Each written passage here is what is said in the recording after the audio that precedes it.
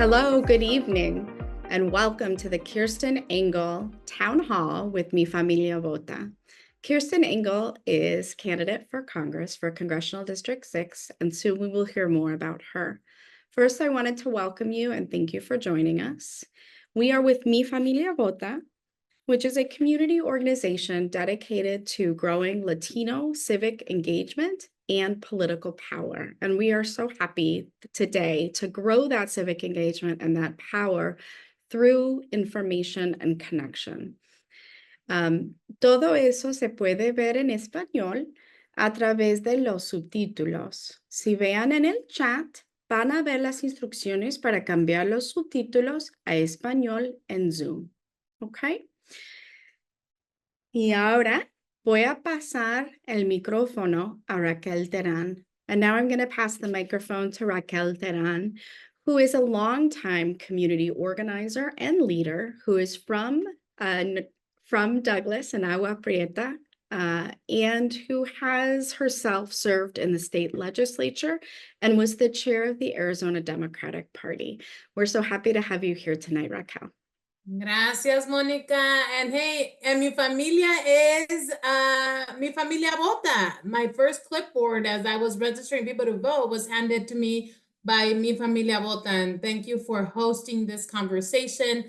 Incredible to see the work that Mi Familia Vota has done. And I'm so happy that there's this space that we can have together a dialogue with Kirsten Engel, who I love to call my friend. She was my colleague in the state legislature. And I have so much respect for her. And I was just thinking right now, she will be the woman representing the Arizona delegation.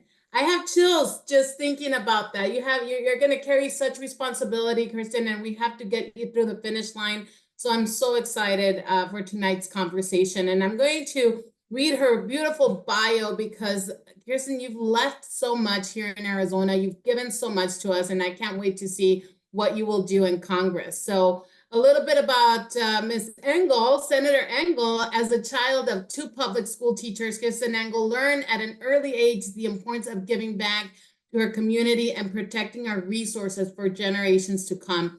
And so as a law professor, she has specialized in environmental and public administration law and served as the Arizona state legislator for 3 terms. And her government experience showed her firsthand how bureaucratic red tape and corporate greed affects our laws. And as a legislator, Kirsten worked across the aisle to make positive change in our state, including protecting water supply, expanding the solar industry, and fighting for criminal justice reform. Kirsten fought really, like, I saw her fight the Republicans like nobody's business, and in such a smart way. And the way that she was able to work across the aisle was unbelievable. And we all learned so much from her. So this is so real. So she has the real skills to go into Congress and take on this fight. And then when she was also at the state legislature, she really stood up for abortion access and voting rights. And we saw her in that fight. And those are the fights that we're also fighting at a federal level. So you will do tremendous work. And we have to make sure that we get you through the finish line. And once you're in Congress, support you all the way so that we can get all these policies that will make people's realities better through the finish line. You will need support then, but you need it now at this moment. So Kirsten, thank you so much for being with us this evening, and let's start the conversation. I'm going to pass it over to you so you could give your initial remarks.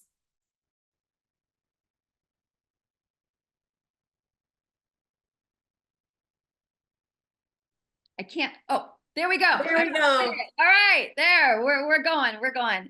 Well, thank you so much. Thank you, Monica, for setting this up.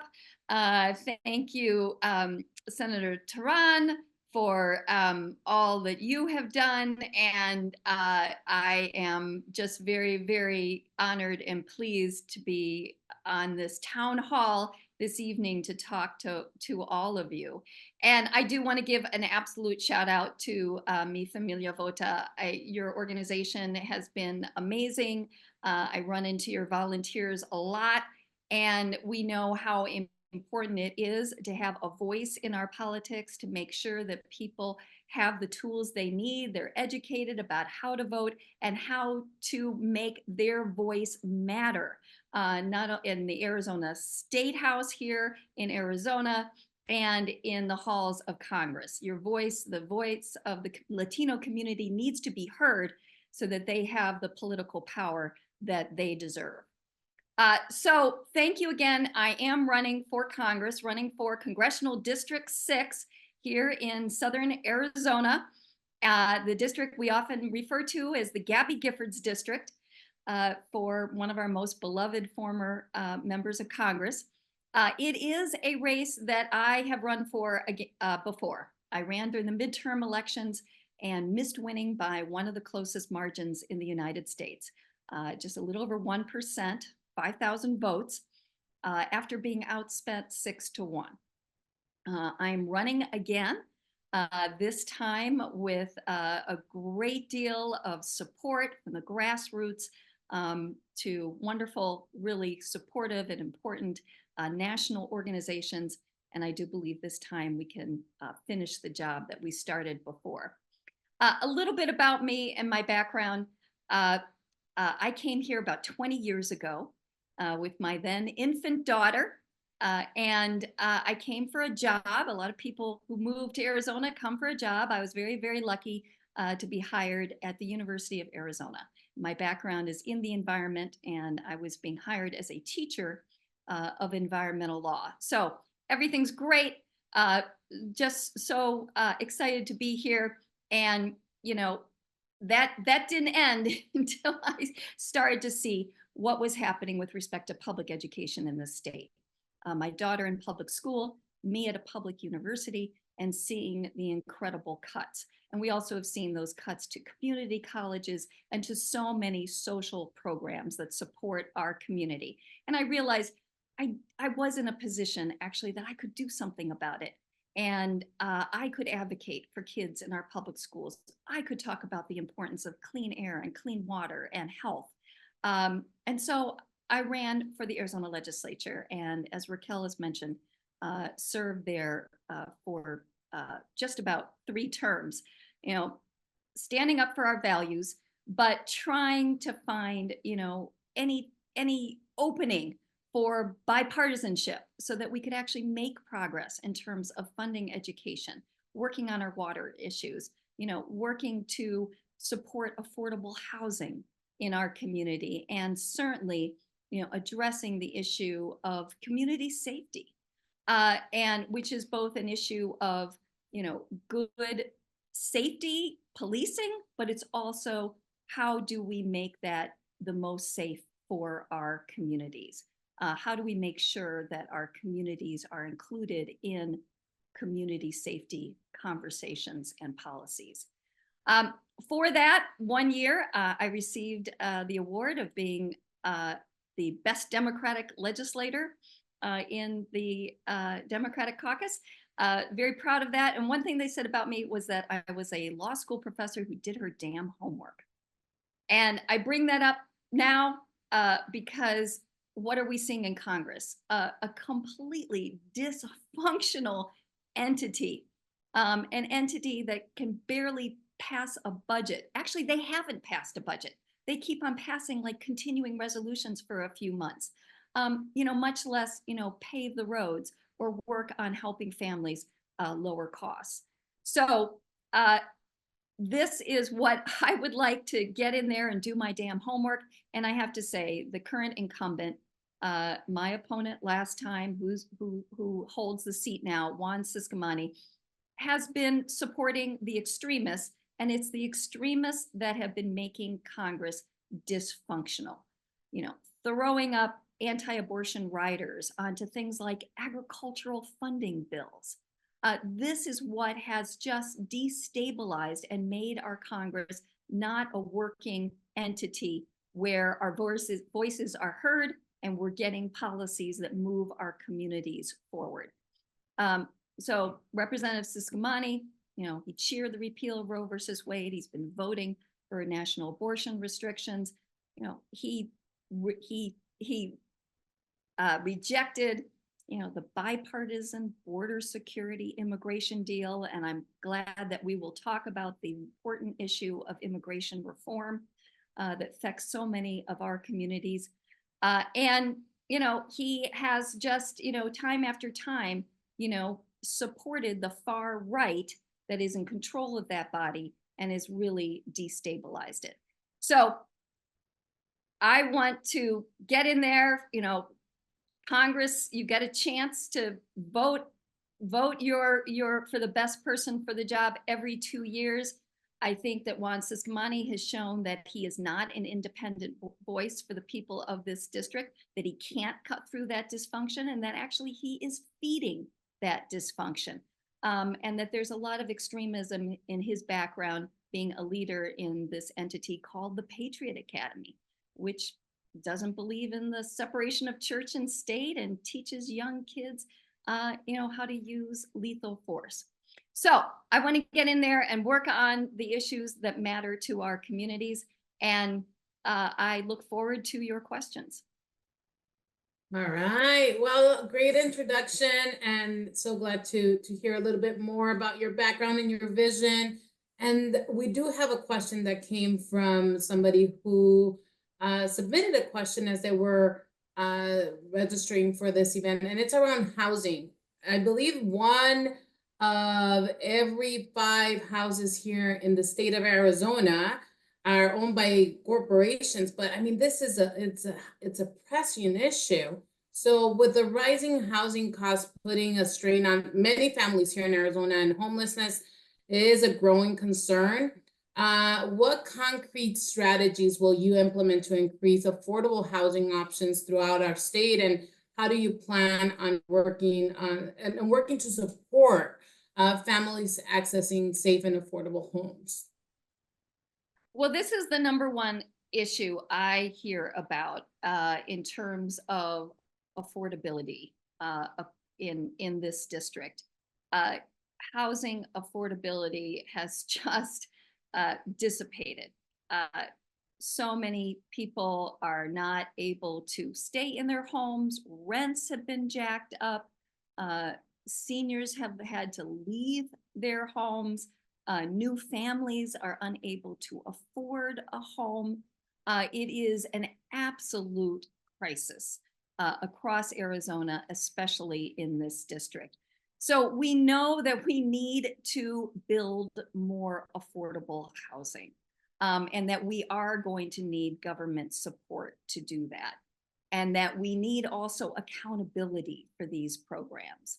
So we do need that financial support to developers to build more affordable housing, and that we need to have those restrictions to keep that housing affordable, so that that housing isn't just flipped by the developer just a little while later, or they only make a few units affordable and the rest of them are market rates that just people cannot afford. Only the upper echelon of people can afford, or we are attracting those private equity firms here into Arizona that are buying up the housing and catering to a wealthier population. We need homes for people who are here. So government programs that build more housing ensures that they are affordable. We also need programs that help to rehab and repair our housing. So a lot of the housing stock is not in good shape, and that makes, that takes out a lot of the housing stock that would otherwise be affordable. We also have to help people in terms of making sure that they have the knowledge and resources to fight for their rights as tenants, and to make sure that they are not wrongly evicted, and to make sure that they have the resources that they need to stay in their homes.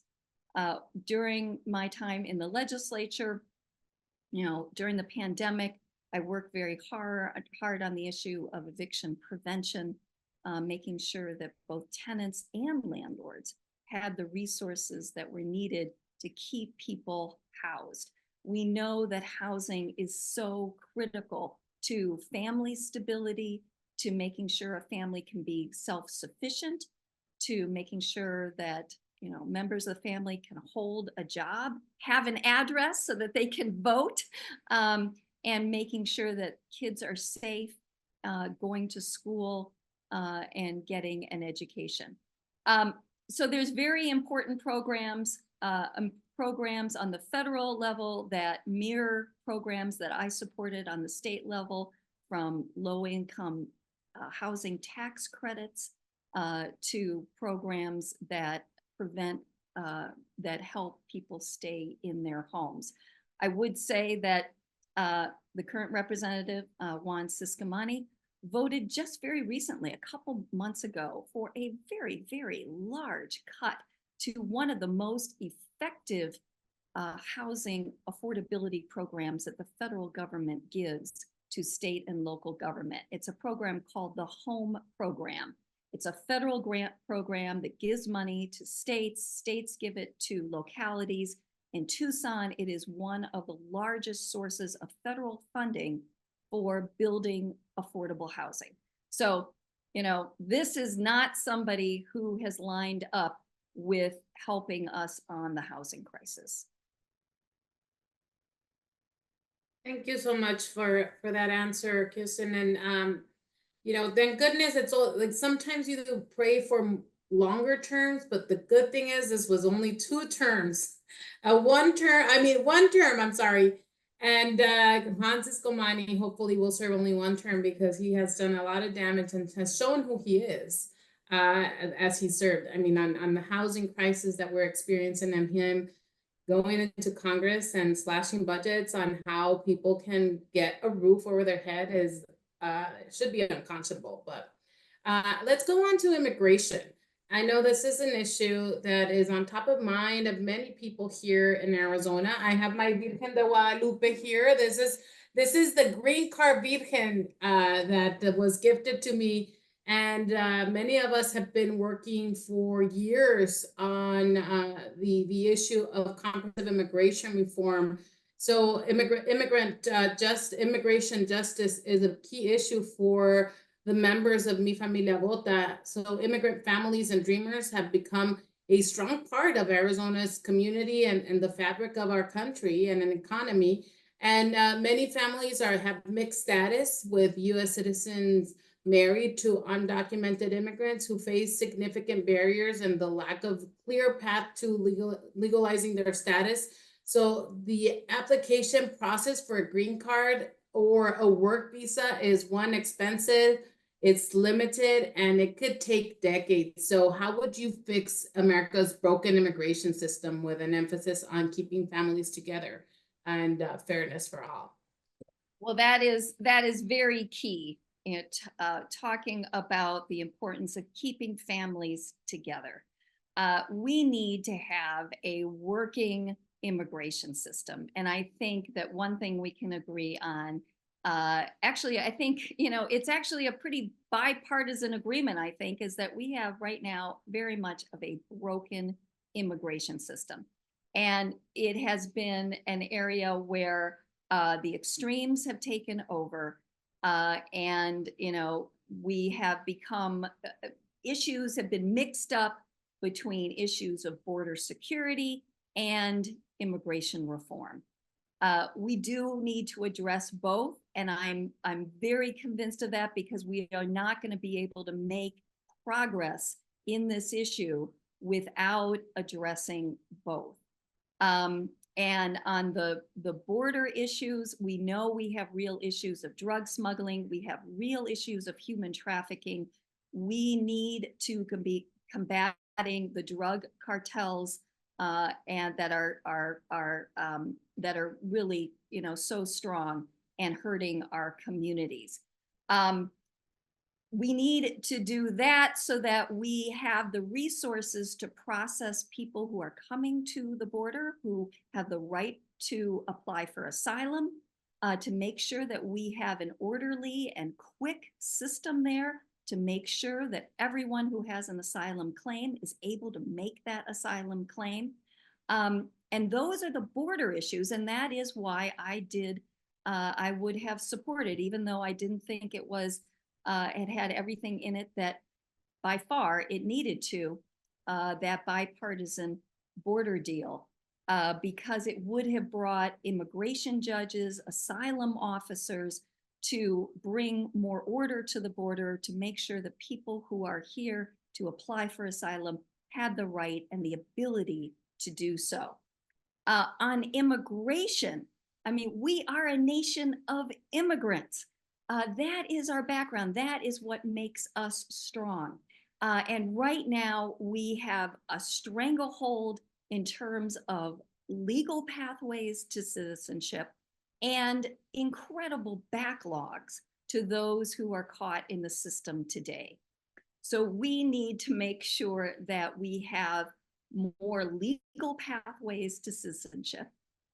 Let's start for those dreamers who have been here their whole lives, who know no other country than ours, who have been putting down roots. Let's make sure that they have the pathway to citizenship that they deserve.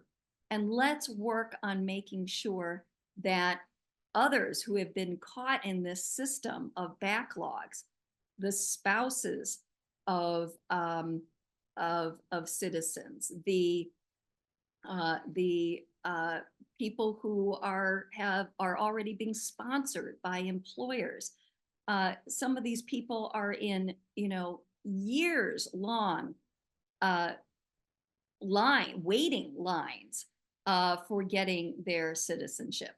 And these are things where we can create a humane, fair, and I would say efficient immigration system, which provides legal pathways, expands those legal pathways.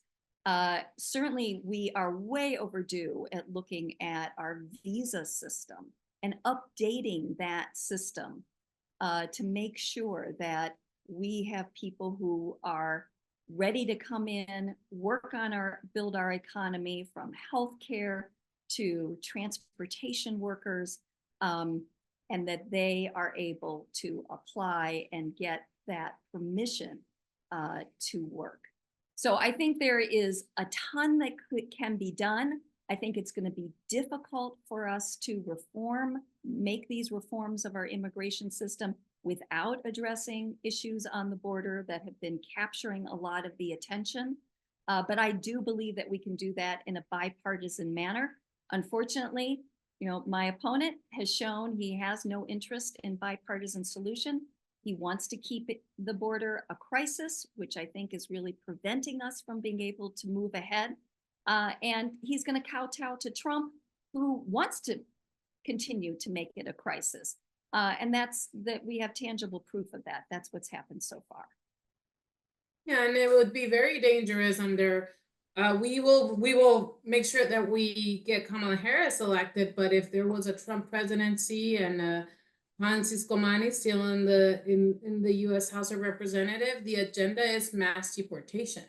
So it's a real threat to family separation, and even more, it should be giving us more motivation to make sure that we get out the vote and knock on doors and leave no stone unturned. Let's move on to reproductive rights. And I know, like I saw you fight directly at the state legislature for abortion access, and unapologetically. Sometimes even Democrats will be apologetic about fighting for abortion, but you were somebody who was unapologetic and stood up to the extremists on this issue. So as reproductive rights are under attack here and around the country, what steps will you take to protect access to reproductive health care, including abortion, and ensure that all individuals in Arizona can make their own choices regarding their reproductive health?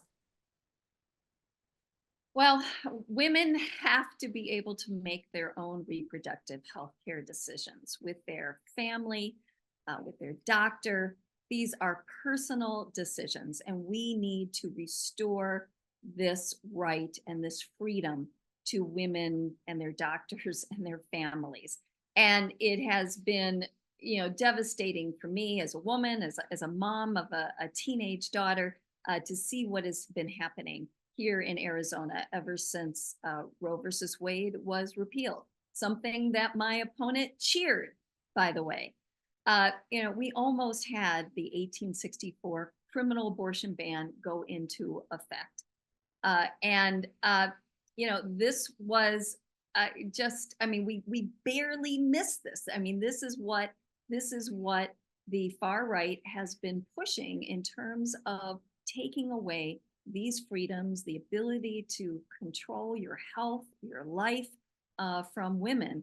And this is the extreme. I mean, we are left now with the, still an abortion ban, 15 weeks without any exceptions for rape or incest. And of course, we know so many complications with respect to pregnancy can happen after that 15-week time period, and there is no way for women and their doctors to respond. So we need to restore these rights, and there's no reason that we should be leaving this to the states. Healthcare, this is a fundamental freedom that should be for all women across the country. And so I would be fighting in Congress to restore Roe versus Wade. Let's restore these rights that women had for the past 50 years. I don't believe that these are political decisions that politicians should be making. My opponent, he's a politician, he's not a doctor, he's not a woman. He should not be making these reproductive rights and healthcare decisions for women. So Congress can do this. I am very, very supportive of Proposition 139 here on the state level that will enshrine basically Roe versus Wade into our state constitution. That is really important. As I have gone around talking to voters, at the time we were collecting signatures, I was also collecting signatures for that initiative.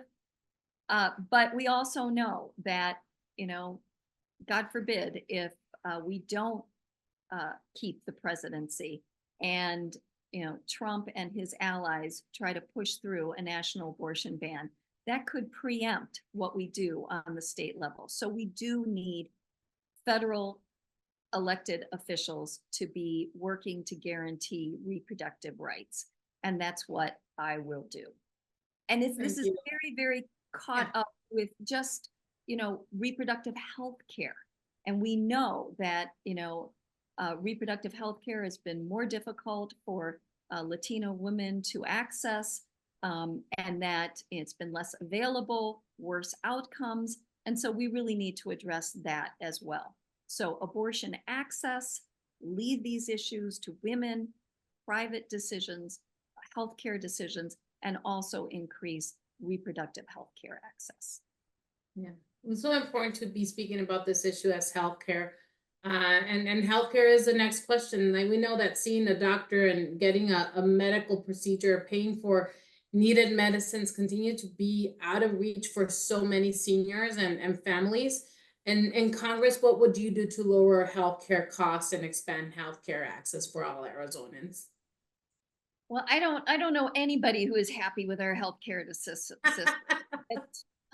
It's expensive. It is a tangled mess. We know that so many people do not have the healthcare insurance coverage that they need, and that many of them qualify for, but there's just so much bureaucracy in terms of getting that coverage. We also know that we're dealing with shortages in terms of nursing shortages and healthcare professionals in our rural areas.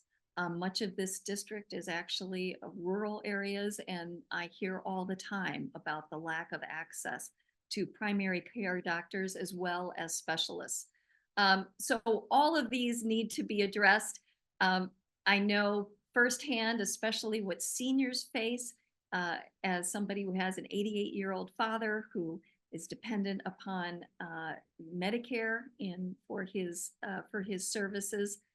And in the Arizona legislature, You know, it was a top priority for me, you know, fighting against things like, you know, junk healthcare plans that they were trying to get the state to support, that would have been very iffy about whether or not it covered pre-existing conditions. You know, being an advocate for telemedicine. You know, I think people should be able to see their doctor in person, but if it's not possible and people are far away, we need to make sure that telemedicine is an option for people. We need coverage. We need health coverage for people. The Affordable Care Act has been monumental. We have to make sure it is not repealed, that we keep it. I'm also in favor of the public option. This would make sure that people could actually basically buy into Medicare coverage, even if they do not otherwise qualify. They're not as old enough for it. This is a way of looking at, you know, really how we can expand healthcare coverage. And making sure that we continue the subsidies that are available under the ACA, so people are able to be covered.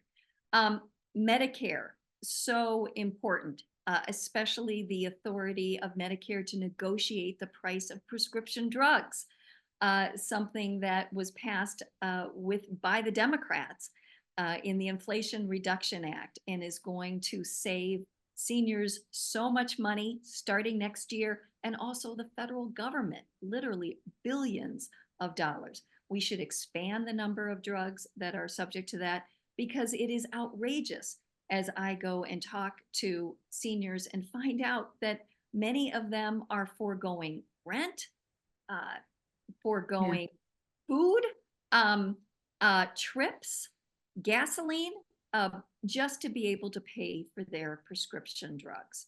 So we need to make sure that we keep the ACA strong. We need to expand the authority of Medicare to negotiate the price of prescription drugs. We need to do what we can to get rid of the bureaucracy and the problems in our current healthcare system. One way is to transition to the public option, make that available, and we need to make sure that medical care is available in our rural areas.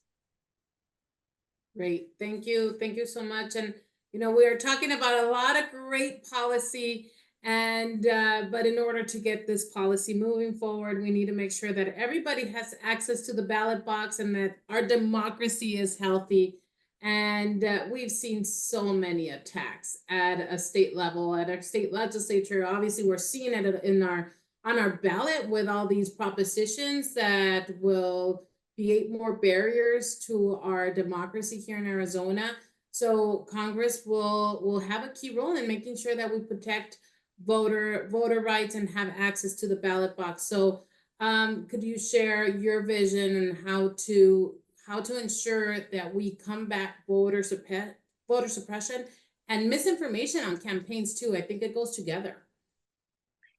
Yes, and I'm a veteran of these battles from the Arizona legislature, as you are as well. It was quite incredible to serve in the Arizona legislature and to be battling the election deniers after 2020 and the various schemes that many people in the Arizona legislature were trying to, from the Republican Party, were trying to push through to suppress the vote and to feed the idea that the 2020 election was a fraud, as we know that it was not. So making sure that we guarantee the right to vote and access to the ballot could not be more important. We need to pass that, you know, John Lewis Voting Rights Act, which will restore parts of the Voting Rights Act that were invalidated by the Supreme Court, and make sure that people are not discriminated against in terms of exercising their voting rights. And the Freedom to Vote Act is another one that would also make sure that we guarantee voting access, that we make it easy to vote as opposed to putting barriers in the way. it is something that is near and dear to my heart. We absolutely have a lot of issues, not just in guaranteeing access to the ballot box, but also making sure that the people that are in the arena, people that are running for office, are not just representing, corporate interests, that their campaigns are not. I do not accept any corporate PAC money. The need to reform our campaign finance laws is also very, very high on my agenda. That's going to be a tough thing to get done, but we also know we have to do that as well, so that we make sure that the people that we elect are truly representing the people that they represent, and not corporate interests and money. So organizations like Mi Familia Vota is, you all are just absolutely fundamental to the advocacy and getting, helping us once we are elected leaders, to getting these pieces of legislation that will guarantee the vote and access, across the finish line. So that there aren't the barriers. There aren't barriers of language. There aren't barriers in terms of where people live. There aren't barriers in terms of age, and certainly not race or, or their or race. Yeah. We need a healthy democracy for sure. And all those policies I think are key to make sure that we have a transparent government and that we have good access and are able to participate. So thank you so much for answering all of these questions, spending this evening with us, with Mi Familia Vota, their members, and telling us more about your approach on the issues that matter most to the voters and the voters of Congressional District 6. And I'm going to pass it over to Monica, because the next step after you get to meet amazing candidates is to make sure that you vote. So Monica, please take it away and tell us how to vote. You bet. And Kirsten, thank you. That was just fantastic. And Raquel as well. Thank you so much for moderating this question. We are so appreciative. I just want to say that each one of us that has the right to vote, we have so much power in our hands. Each vote, every vote matters. At Arizona.vote, you can check your voter registration, make sure that it's up to date. You can find your nearest polling place. You can find a ballot box. If you get your ballot by mail, make sure you fill it out and put it in the mail by October 29th. If you plan to vote in person, that's fine too. You can vote early up until the Friday before Election Day, or you can vote anytime between 6 a.m. and 7 p.m. on Election Day at a polling place. And again, you can find all of that information at Arizona.vote. And remember, it's going to be a long ballot this year, but everything on the ballot matters.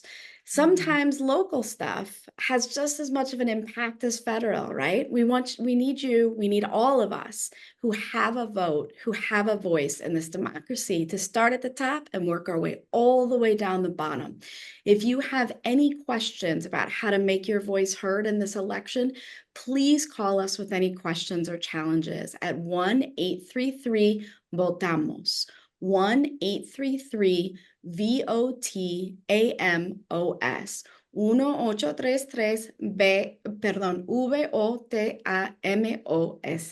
Thank you. And now I'm going to pass it back to you, Raquel. Fantastic. Thank you, Monica.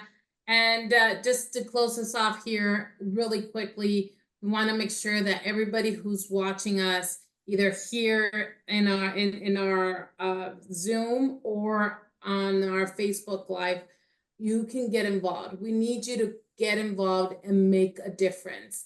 We all know Arizona is a swing state for president, for Congress, and of course, for these propositions that are going to be on the ballot. I will tell you from my personal experience coming out of a primary where my race was decided by 39 votes. 39 votes made the difference between winning or losing. I was on the losing end, but for Attorney General Chris Mays, she was on the winning end by 280 votes. And President Biden delivered Arizona, and we delivered Arizona for President Biden by a little bit over than 10,000 votes. This election is going to be that tight. And we all saw what happened last election as well, and with this congressional district. So find a way to volunteer if you'd like to volunteer for Kirsten Engel, for any candidate that you support, for Mi Familia Vota. Don't wait for the organizations or campaign to call you. Get involved, because we only have 3 weeks left and it could be a game changer. So I know, Kirsten, you've already gone over your policies position and how would you approach these positions in Congress. And I would like to give it back to you and see if you have any final remarks and close us off for the evening. Well, thank you so much. Really great to have this conversation tonight. And again, you know, as Raquel has said, you know, we have just 3 more weeks, and we are a battleground district here in a battleground state. And Southern Arizona could, you know, turn out here, votes here could make the difference in holding the presidency, holding the Senate, flipping the US House, and also flipping the Arizona legislature. So it couldn't be more important. As I have said, you know, under our Constitution, we have the right to elect our representatives every 2 years in the US House. And that is a awesome responsibility. And it also showed kind of the smartness and the intelligence of the framers of the Constitution, that, you know, you don't have to put up with somebody you don't want for more than 2 years. You know, you can vote for change. And that's what I'm asking for Congressional District 6. I think we have seen a very dysfunctional Congress, and we've seen the current incumbent just feeding that dysfunction, feeding that extremism that is making this a Congress that isn't working for the people. So I would like to get in there, you know, use the skills and my passion, my empathy, and my know-how to work for this community, from education to clean air, clean water, addressing the climate crisis, you know, bringing down costs, you know, bringing down the high utility bills that we're paying right now, when we could be switching to clean energy, cleaning the air, bringing down costs, you know, working to combat corporate price gouging, helping people with affordable housing. Those are the issues that I want to work on. And thank you so much for those of you who are in this district. Thank you for considering voting for me. And those of you who may not, thank you for what you are doing in terms of access to voting and political participation, especially for the Latino community. It's so important. Excelente. Thank you so much. Have a wonderful evening. I hope that you can sleep a few hours, Kirsten. I know it's hard. And all the love to your family too, because it's a huge sacrifice for your family. And so please, all our best to them. And thank you for running. All right. So, buenas noches todos y que estén muy bien. Gracias por asistir.